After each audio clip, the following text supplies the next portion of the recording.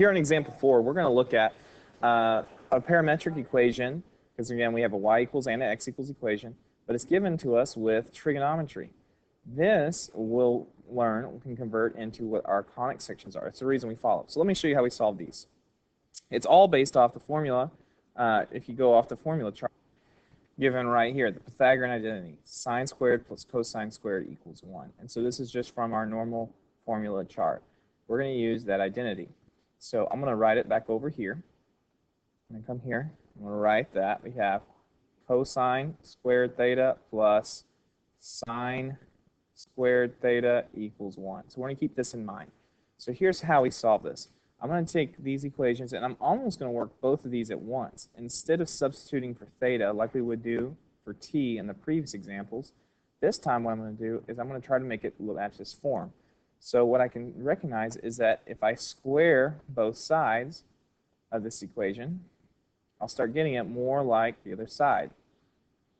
And so I'm going to square both of these. So over here I'd have y squared equals, now 5 sine times 5 sine would be 25 sine squared theta. And then here we'd have 3 cos times 3 cos, which would be 9 cos squared theta. Now the last thing is I need to get this cos squared by itself.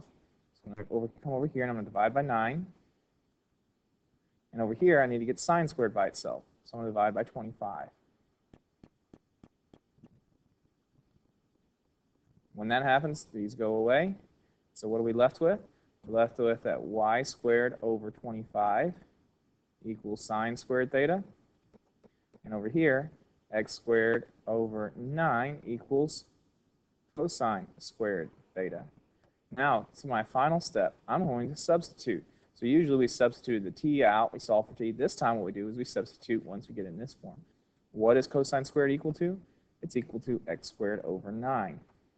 What's sine squared equal to? Well, that's y squared over 25.